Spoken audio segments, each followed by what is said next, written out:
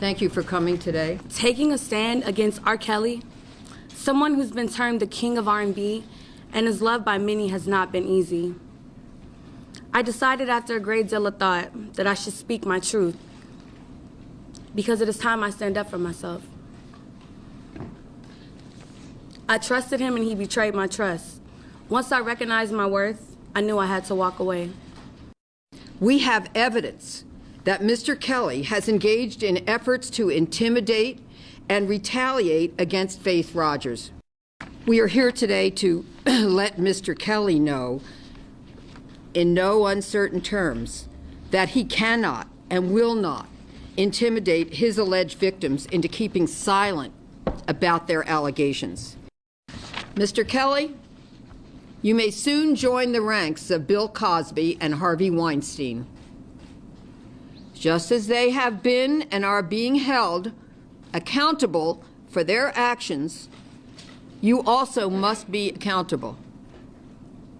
You can look forward to a legacy which will not be your music, but rather the pain and suffering that you inflicted on the many vulnerable teenagers and young women who claim they were victimized by you. What would you say to him if he's watching right now? Time's up.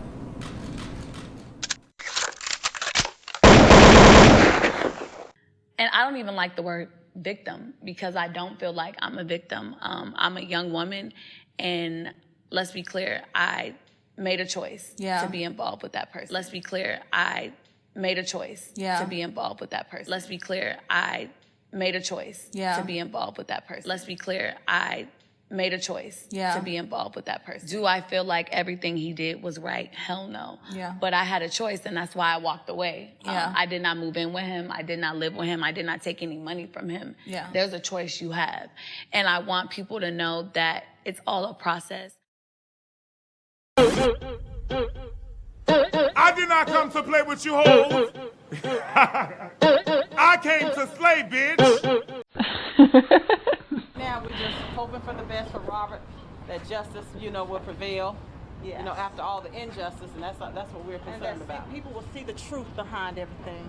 New tonight, R. Kelly's sisters, Lisa and Cassandra, speaking out on day 6 of the singer's sex trafficking trial, telling Pix 11 the case has been difficult for their family. It's hard. It's hard. It's hurtful. Just seeing him in a situation like this is very hurtful. It's very hurtful to our family. R. Kelly fans created new artwork overnight outside the federal courthouse, a message of encouragement for the embattled entertainer. You cannot disgrace the king. Nicole Blank-Becker is one of Kelly's defense lawyers. The docuseries Surviving R. Kelly first aired. Jane told the jury Kelly did not allow her to watch. Jane also claimed when she sat down for a TV interview with CBS's Gayle King, R. Kelly coached her on what to say. On cross-examination, the defense questioned Jane about several letters she wrote praising R. Kelly and accusing her family of trying to extort money from the singer. Jane said R. Kelly told her what to write in those letters. Isn't it interesting how the media is not going to give a well-balanced depiction of these testimonies being given? We clearly know these Jane Does and John Does are giving janky-ass testimonies, but let's move on to some of these Enterprise members who obviously had to be implicated in facilitating some of these events that have been lodged in this complaint against Robert Kelly. Otherwise, they wouldn't be testifying.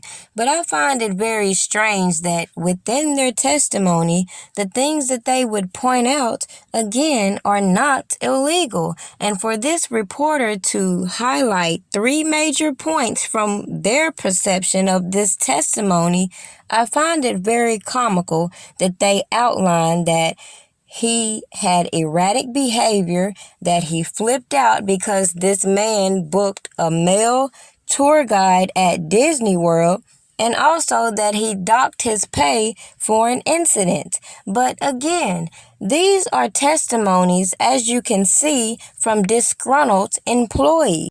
Take the Suzette lady. She didn't see any illegal behavior. However, she didn't like certain things she was being told. So apply that to this whole situation and listen to the facts. Unbiased. And let's be clear for some of those that forget that the voice you hear is the same voice that controls the comments. I would think about this. The same way I didn't think it was wise for some of these interviews we've seen go left on YouTube, I don't need to be present to access public information that's readily on deck. So for those that want to slide in my comments and try to distract from my message and my channel, let me remind you that I run my shit according to the message that I want to put out. And I don't have to go all out and try to be extra, trying to make myself relevant to deliver the same things that I've put in your face all this time that nobody wants to pay attention to if it ain't surrounded by bullshit. Now back to this Arnold guy and these employees that, as I said, clearly had issues with their boss and could have left their boss and reported any potential crimes. But as I have suspected, a lot of these stories revolve around trying to compile a whole lot of isolated events and try to make them seem like an enterprise, a network doing all these things at the will of Robert Kelly. Now that might work on people that don't know no better, but I just want to show you a similar story of a no-name individual with similar charges. But the only thing is, all the media isn't involved trying to paint this picture, and this person isn't highly influential like Robert Kelly.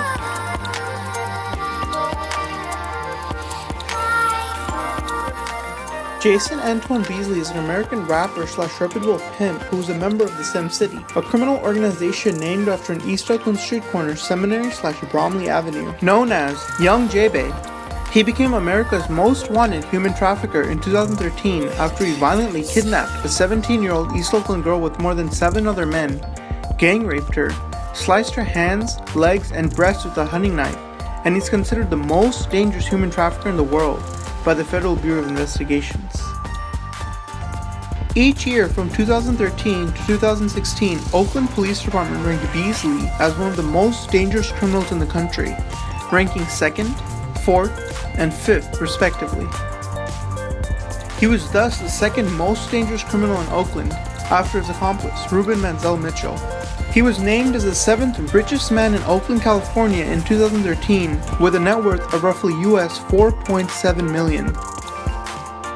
The Alameda County District Attorney's Office also calls him the worst gang member of all time, and the Federal Bureau of Investigations estimates he has surpassed the influence and reach of any defendant the Alameda County District Attorney's Office has ever prosecuted, and now considers him the godfather of the pimping world.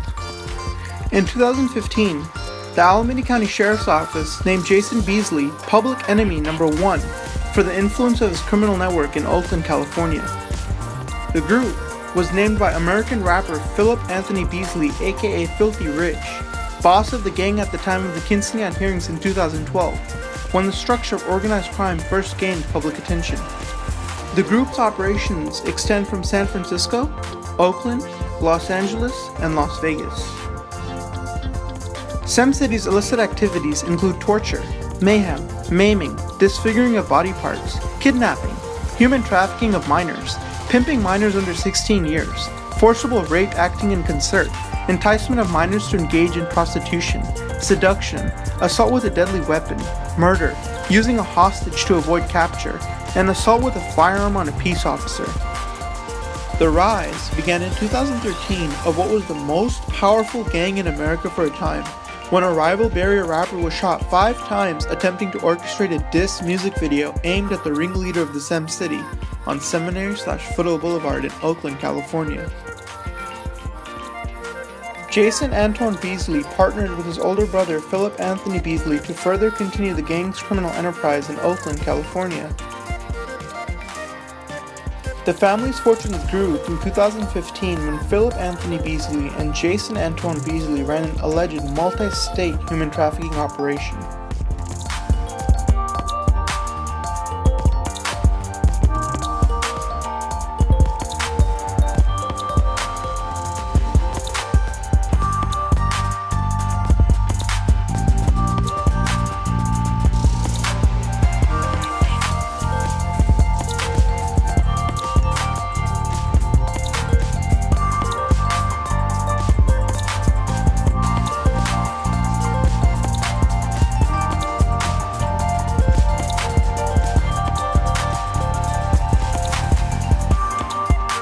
Jason Beasley's downfall came in 2015 when he decided to engage in reckless driving, followed by the fatal shooting of an Oakland City police officer, which ultimately led to his incarceration.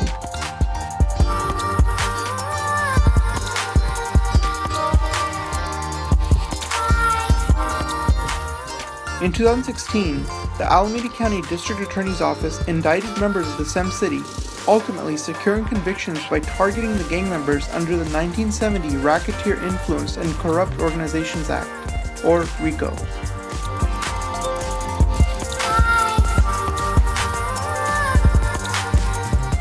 Jason Beasley was sentenced 15 years to life in High Desert State Prison.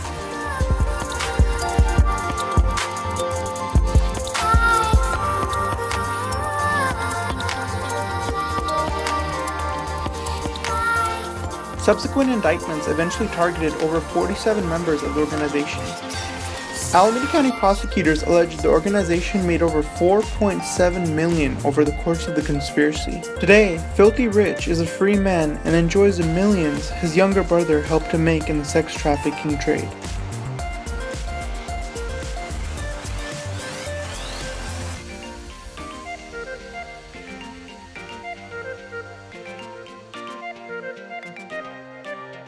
I find that when you compare other cases, you can see exactly what's wrong with this case with Robert Kelly. And you can always listen to other people speak on other people's cases to comprehend the messages in which we speak on. Process is victim reports. Rape kit is completed, which takes all of the samples. Okay. That is used as probable cause, which is then brought to a judge. Your Honor, the government believes that we have probable cause for a DNA warrant. On such and such date, victim such and such made these allegations. We then completed a rape kit. Based upon these allegations and this kit, we would like to get this defendant's DNA to see if we can substantiate these claims. Keyword, substantiate.